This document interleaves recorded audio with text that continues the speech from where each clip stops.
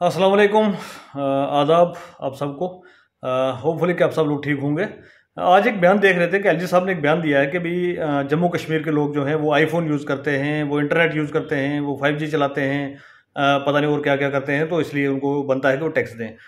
तो मैं यहाँ से बताता चलूँ कि एलजी साहब, जम्मू कश्मीर के लोग बहुत अच्छे थे, बहुत बढ़िया थे, बहुत सुखी थे लोग। मतलब दुनिया में अगर कहीं कहा जाए तो जम्मू कश्मीर के लोग सुखी थे, इस वजह से कि थोड़ा बहुत कहीं ना कहीं इनका रोज़गार चल रहा था। हमारी नौकरियां जो थी, क्योंकि हमारा स्पेशल स्टेटस था, तो हमारी नौकरी को बाहर छीन नहीं सकता था। पहला काम तो भारतीय जनता पार्टी ने आते ही ये किया कि हमारा जो स्पेशल स्टेटस था उसको उठाया, और स्पेशल स्टेटस उठाने के साथ साथ हमारी जो नौकरियां थी, हमारी ज़मीनें थी, जो पूरे हिंदुस्तान के लिए खोल दी गई। पहला नुकसान तो आपने ये किया हमारा। उसके बाद आप अब जो आपकी मंशा दिख रही है ना इसके पीछे, मतलब इससे आपकी सोच का पता चलता है कि भाई आप किस तरीके से सोच रहे हैं जम्मू कश्मीर के लोगों के लिए। आप जम्मू कश्मीर के लोगों की डेवलपमेंट के लिए नहीं आए हैं। आई एम वेरी सॉरी कि आप जम्मू कश्मीर की डेवलपमेंट करते हो तो दिख नहीं रहे हैं। अगर आपकी नज़र हमारे फ़ोनों तक पे है, किसके पास आईफोन है और किसके पास आईफोन नहीं है, तो यहाँ से आपकी नीयत का पता लग सकता है कि आप किस नीयत से सोच रहे हैं, और क्या नीयत है गवर्नमेंट की, और क्या नीयत है एलजी साहब की, और क्या नीयत है बीजेपी की जम्मू कश्मीर के लोगों को लेकर। और जम्मू कश्मीर के लोगों को मेरी तरफ से यहाँ से कहना होगा कि जम्मू कश्मीर के लोगों, आँख खोलो और सुनो और समझो इन चीज़ों को, ये लोग क्या कह रहे हैं। एलजी साहब वहां से आपके फोन देख रहे हैं कि इनके पास फोन है, ये इंटरनेट यूज करते हैं, तो इनको टैक्स भी इनके ऊपर जो है डालना चाहिए और टैक्स इनको देना चाहिए। तो इस तरीके की ये विडंबना के एक मतलब है कि जिस अगर गवर्नमेंट अपने लोगों के लिए इस तरीके से सोचे, और इस तरीके से डिक्टेटरशिप से आप आगे ऊपर से कहेंगे जी आपके पास फोन है, कल तो आप बोलोगे जी आप खाना खा रहे हो, तो आपको अलग से टैक्स और देना चाहिए।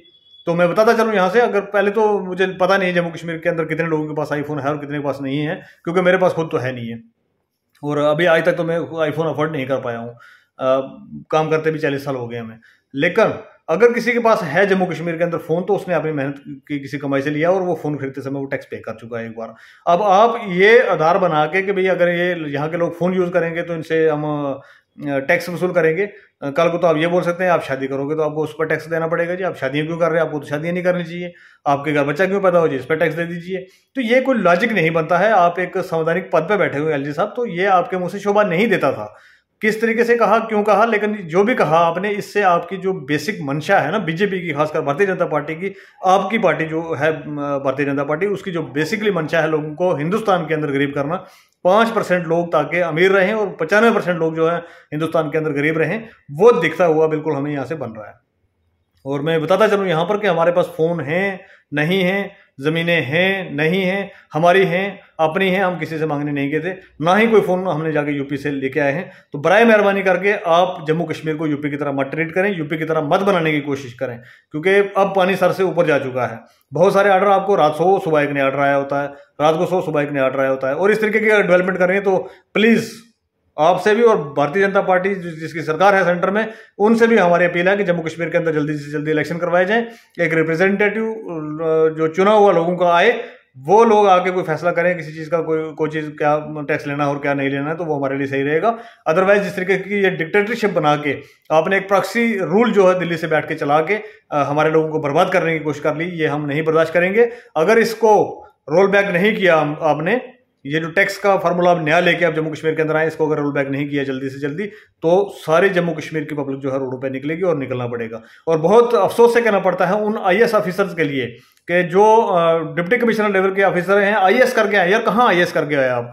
गवर्नमेंट को ये ऊपर से ऑर्डर निकालते हैं, आप उसको सजेस्ट नहीं कर सकते, उनको बता नहीं सकते कि भाई ये क्या लोगों के लिए खराब होगा और क्या सही होगा, आप आगे लोगों को संभालना शुरू कर देते हैं। आज मैं देख रहा था बहुत सारे हमारे आईएएस ऑफिसर वो क्या कर रहे हैं, लोगों को बता रहे हैं देखिए जी इसमें कोई तरीके आपको समझ नहीं आई। यार क्या समझ आएगी, मोटा मोटा हम इतने बेवकूफ़ नहीं, समझ में नहीं आएगा, हमारी जेब से पैसा निकाल के गवर्नमेंट ले जाना चाहती है, तो ये समझ में ना समझने और समझने की क्या इसमें कोई वो बड़ी खासियत है। और आप कहते हैं अगर पैसा आपकी जेब से निकाल के डेवलपमेंट करनी है हमें, तो हमें ऐसी डेवलपमेंट नहीं चाहिए भाई साहब। हमारे घरों में खाने के लाले लगे हुए हैं, लोगों को घरों में खाना खाने के लिए नहीं है। आप ऊपर से टैक्स पे टैक्स लगाते चले जा रहे हैं। जो आपका जीएसटी 30% पड़ता है जम्मू कश्मीर के लोगों को, वो भी 60-70 पे जाके पहुंच रहा है। आपने कोई गाड़ी खरीदा था बेचारा, कोई ऑटो 800 लोगों ने खरीदनी होती थी, उसके ऊपर आपने 10% का टैक्स लगा रखा है, और रोड टैक्स पहले ले रहे हो। उसके बाद टोल प्लाजों की आपने भरमार कर रखी है पूरे जम्मू कश्मीर के अंदर। और ये अगर आपकी प्रोग्रेस है, और ये आप चाहते हो कि इस तरीके का मॉडल हम बना के देना चाहते हैं, 5% लोगों को हिंदुस्तान के अंदर अमीर करना है और बाकी लोगों को गरीब करना है, तो ये प्लीज आपसे हाथ जोड़ के रिक्वेस्ट है हमारी कि आप इसको बर्दाश्त नहीं कर पाएंगे। इसको